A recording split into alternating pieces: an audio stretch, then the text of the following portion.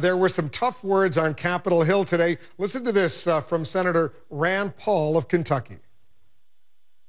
Mark my words, you will raise tax rates and you'll feel good because you went after and you got those rich people because you said you were. You campaigned against rich people and you got enough envy whipped up in the country and you're going to get them. You're going to stick it to those rich people.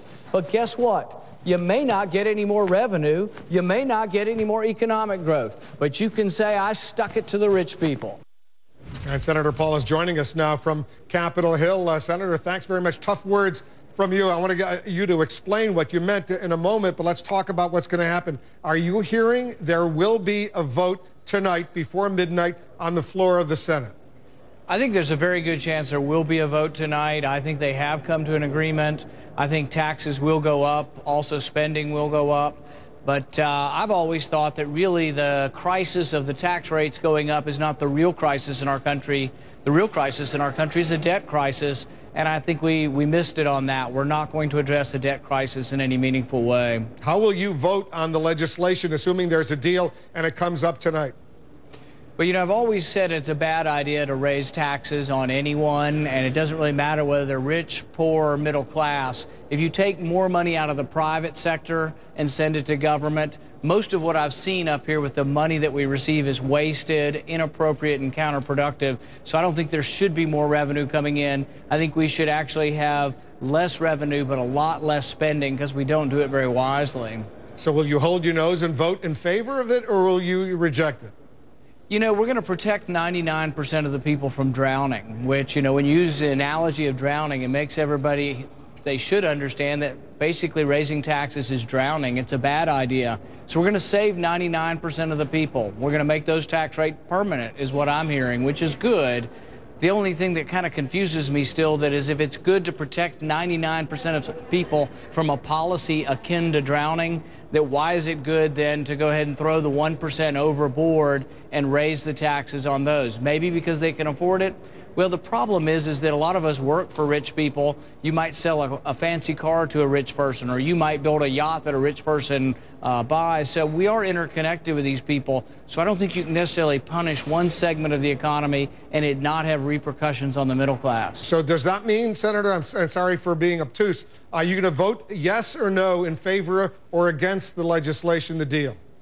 I'm a likely no, because there's a lot of new spending in it also. There's going to be tax increases, which I think are bad for the economy. There's also going to be increases in spending. We have a spending problem up here, and instead of trying to restrain spending, they took entitlements off the table, and they've actually added in new spending. There'll be new spending in this bill, which I think is the wrong direction to take the country. But you know, of course, if you were in the majority and you voted no, and there was a majority in the Senate that voted no, millions of people in Kentucky would automatically see their taxes. If you make under $400,000 a year as an individual or $450,000 as a family, your taxes are going to be going up, and that would be very painful to 99% of the people out there. I agree completely, but you have to realize who's insisting on taxes going up. The president has created this fiscal cliff. He has said that he will not approve keeping the same tax rates for those 99% that people have sympathy for, that I have sympathy for in my state. I'm one of the 99%. I'm not one of the 1%. Most of my friends I know are in the 99%. So I do want to protect their rates, and I would protect everyone's rates. The president is the one who has created this fiscal cliff. He insists on raising taxes. It's really his intransigence that endangers those 99%. But the president is saying that he is now willing to do what the Republicans asked back in 2001, 2003, make those Bush tax cuts permanent. And he's saying, yes, the Democrats now have agreed.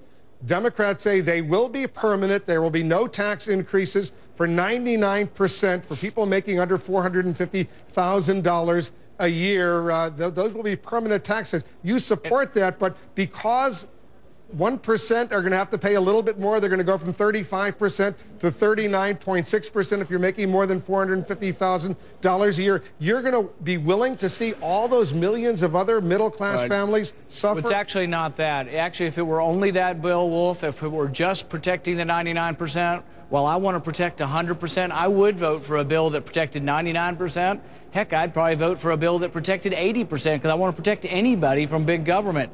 But the thing is it's not just that. They're heaping on new spending. So not only are they raising taxes, maybe on a small percentage of people, but a large amount of money, but they're also going to spend more money. So it's a spending bill. It has stimulus spending in there. It's going to give a 5-year stimulus spending to some of the president's plans from 2009. So I object to increasing spending and increasing taxes. And that's really the deal killer for me. If it were just tax rates and you told me I had the choice of protecting 99%, I would vote for, you know, when the House bill came up that would have protected 99%, I would have voted for that because it didn't have new spending. This has new spending, which I think is taking the country in the wrong direction. But just put on your political punditry hat for a moment. I assume you agree that if Harry Reid and Mitch McConnell put it up on the floor and there's a vote tonight, it will pass the Senate despite your objection. Yes, I think it will pass with bipartisan support in the Senate. And the House is a little more unpredictable, but I think it'll end up, once Democrats sign on board in the House, it should pass as well. But it's going to require Democrats and Republicans, probably in both bodies, in order to pass. I personally just don't like it because I think we're kicking the can down the road and we aren't really addressing the real crisis in our country, which really, to tell you the truth, was not the fiscal cliff that everybody's been talking about. It's a debt crisis where we're spending over $1 trillion each year we don't have, where we now owe more per person than they do in Greece. By some measurements, we're worse off than Greece now, and this deal will do nothing to help reduce the deficit. Hey, Senator Paul, Happy New Year to you, to everyone out there. Thanks very much for joining us. Thank you. And please pass along my best regards to your dad as well.